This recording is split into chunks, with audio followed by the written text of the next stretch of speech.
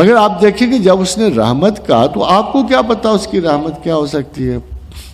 آپ کو کیا علم ہے؟ میں انسان ہوں، میں کہوں گا یار اللہ کی رحمت تو ایک کاسمک لیول کا ڈیزائن ہے، it's a magnificence, it's a high top, it's ultimate. مجھے کیا پتا مجھ تک رحمت کس انداز میں پہنچے گی.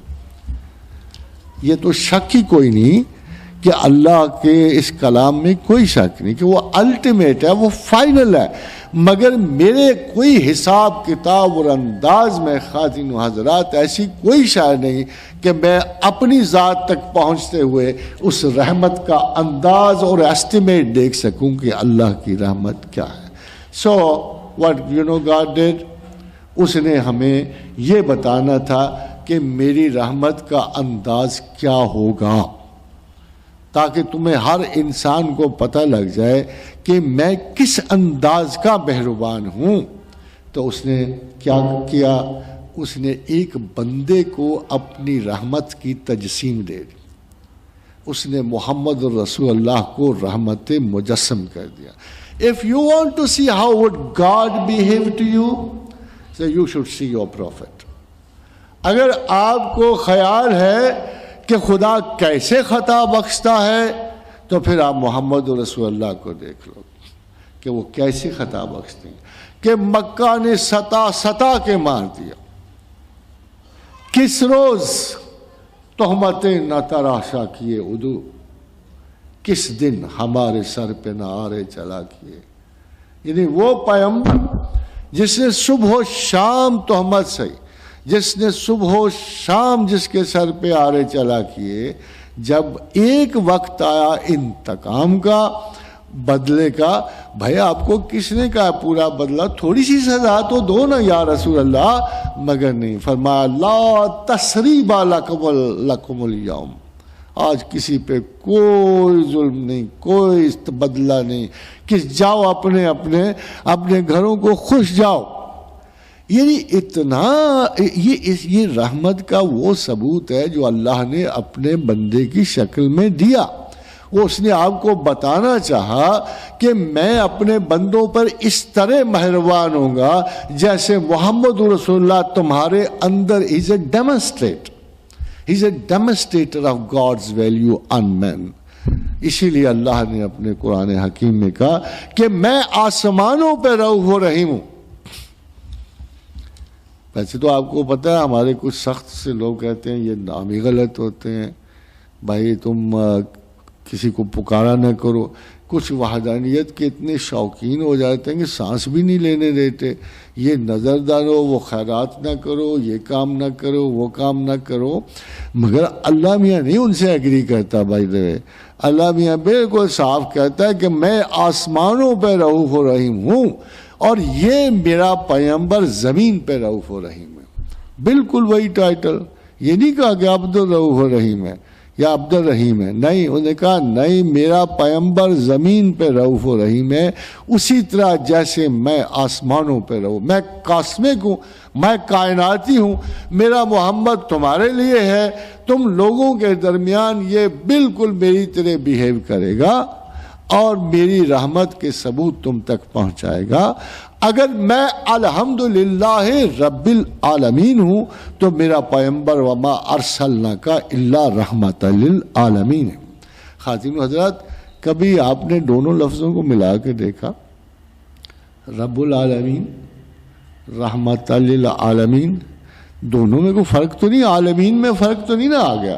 جہاں جہاں خدائے قدوس کی بزرگی گائی جاتی ہے، سنائی جاتی، جہاں جہاں اس عالم کل کے شہنشاہ کے مناسک طے ہوتے ہیں، وہاں وہاں محمد رسول اللہ صاحب رحمت. اور اب مجھے یہ بتاؤ کہ اس دنیا کے علاوہ کوئی دنیا نہیں ہے؟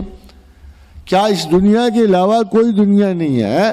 آپ اپنی ایک چھوٹی سی دنیا کو لے کے بیٹھے ہوئے ہو کہ شاید یہی فائنل دنیا ہے، مگر اللہ تو یہ نہیں کہتا. اللہ تو یہ نہیں کہتا. اللہ کہتا ہے کہ اللہ الذی خلق سبع سماوات ومن الارض مثلہن.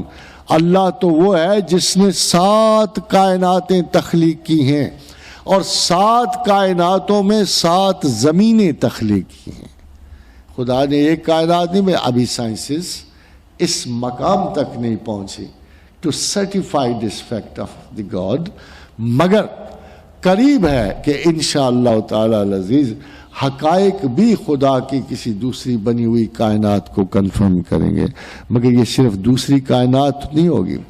انسان اپنی بہترین ذہنی جد و جہد کے باوجود ابھی کائنات اول کی دہلیز طے نہیں کر پایا، اس کو کیا پتا کائناتیں کتنی بڑی ہیں، کسی کو کیا پتا جنت کتنی بڑی ہے، مگر جنت کا عرض تو اللہ نے رکھا ہوا ہے نا، دیا ہوا ہے قرآن میں، پیمائش چھوٹی سی دی ہوئی ہے، اور فرمایا کہ عرضها السماوات والارض، میری جنت کی چوڑائی 7 آسمانوں اور زمینوں سے بھی بڑی ہے۔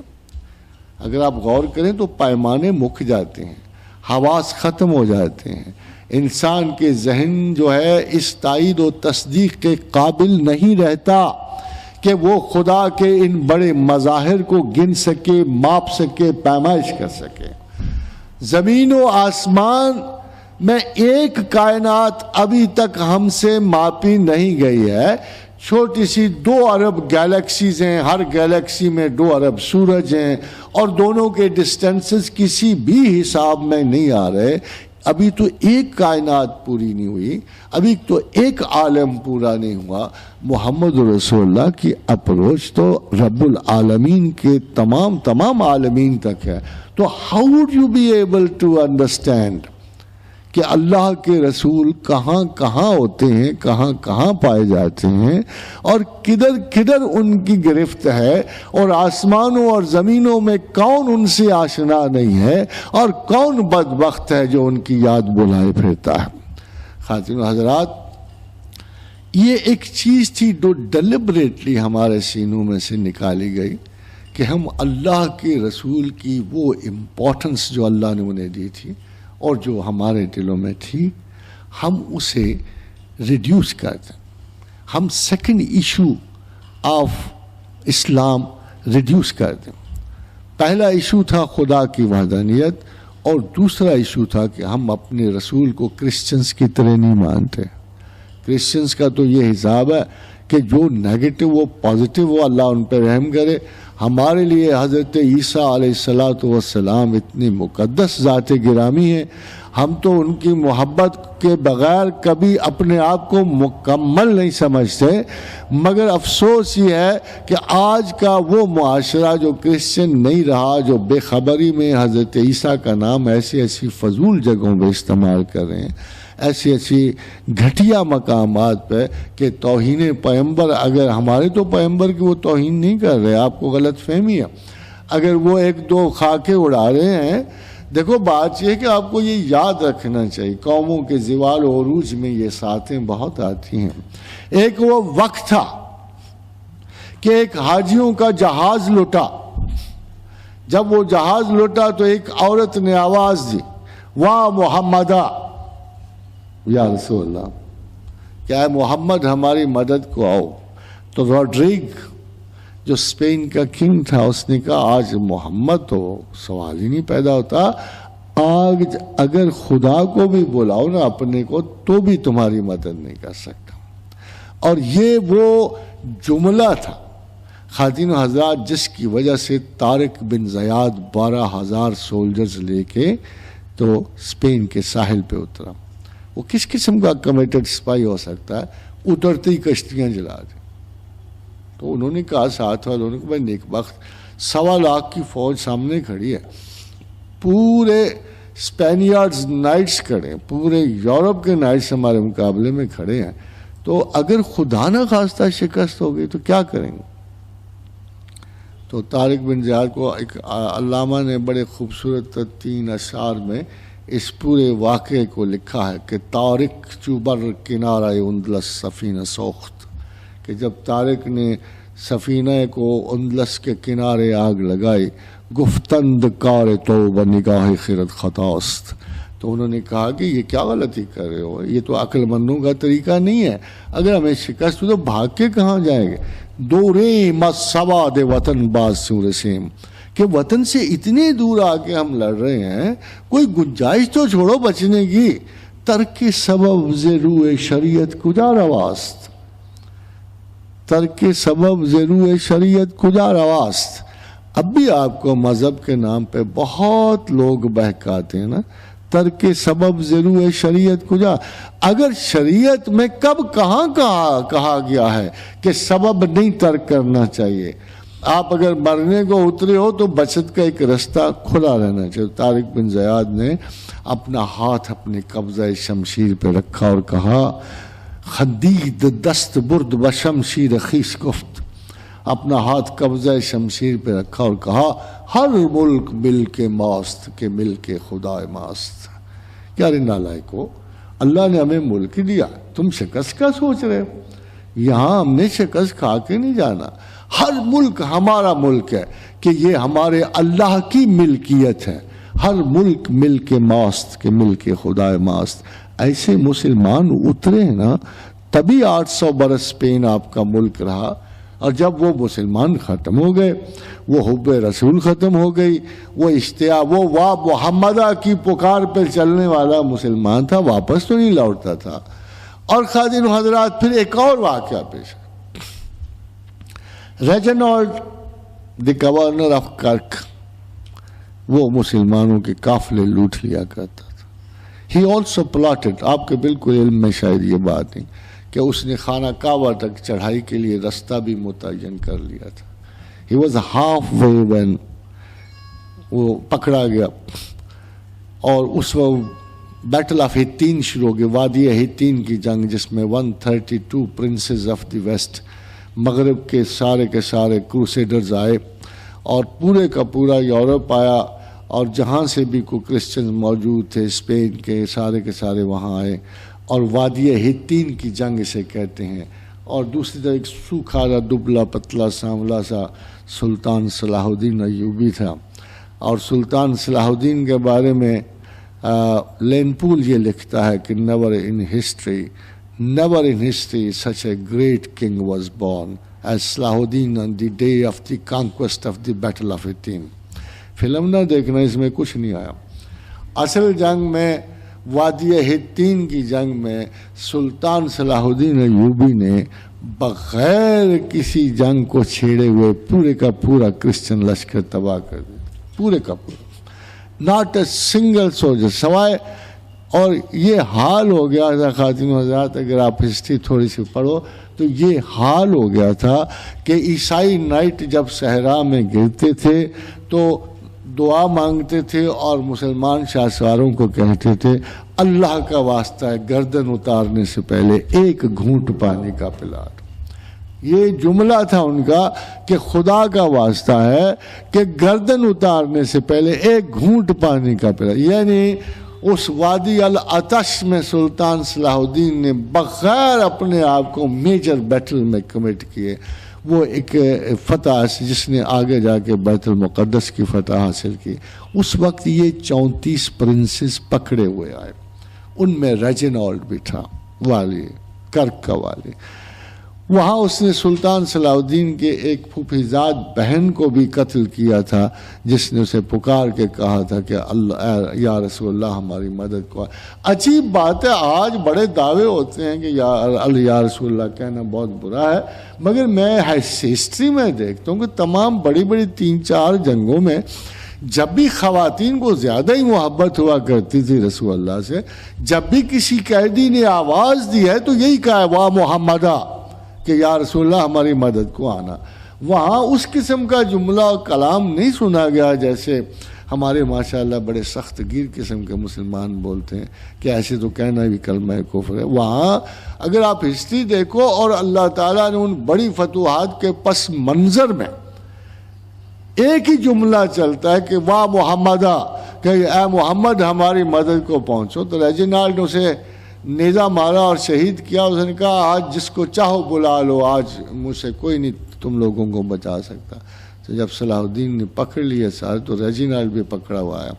تو بڑی سخت پیاس میں وہ بھی ترس رہے تھے پانی کو. جب انہیں پانی دیا جا رہا تھا تو ریجنالڈ کو بھی پانی دیا گیا.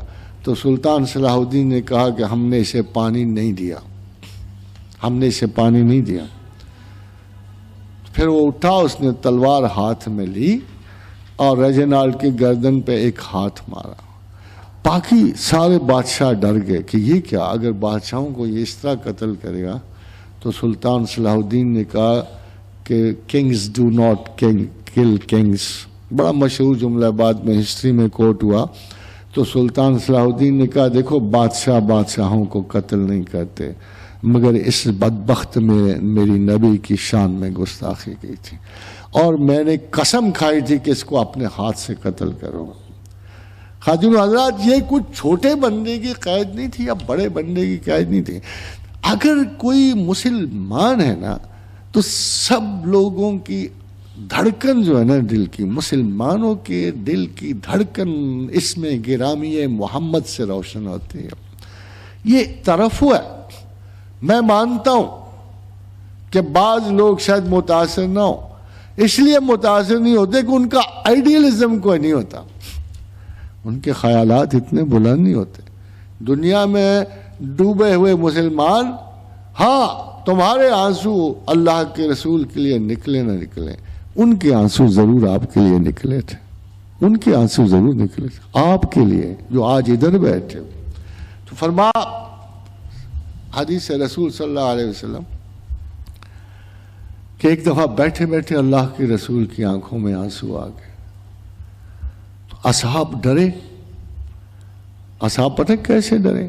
ساکت ہو گئے, سامت ہو گئے.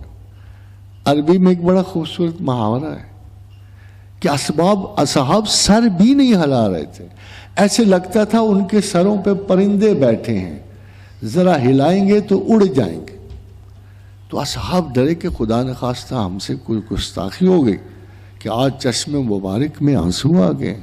تو پوچھا یا رسول اللہ ہم سے کوئی گستاخی ہوئی؟ فرمایا نہیں, آپ سے کوئی گستاخی نہیں, آپ تو اتنے اچھے ساتھی ہو. میں تو ان لوگوں کا سوچ کے رو پڑا ہوں جو میرے بہت دیر کے بعد آئیں گے, اور نہ انہوں نے مجھے دیکھا ہوگا نہ سنا ہوگا, انہوں نے صرف میری باتیں سنی ہوں گی اور پھر میری باتوں سے وہ پیار کریں گے اور پھر مجھ سے وہ پیار کریں گے. میں تو ان لوگوں کا سوچ کے رو پڑا ہوں.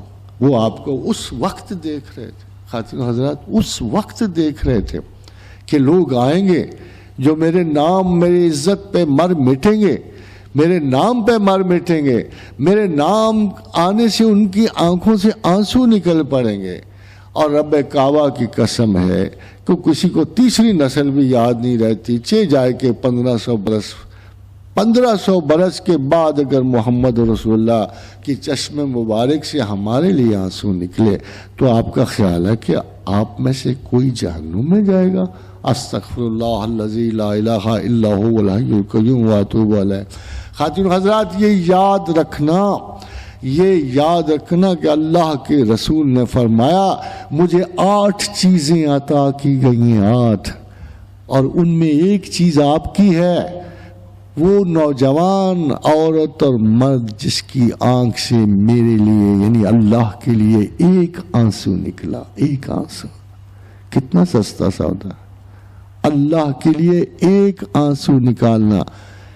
یہ اللہ نے کہا جس کی آنکھ سے اللہ کے رسول نے فرمایا ایک آنسو نکلا, اس پہ نارے دوزخ حرام کر دی گئی, اس پہ دوزخ کی آگ حرام کر دی گئی. دوزخ کو حکم ہے کہ اس آنکھ کو نہ جلانے کا.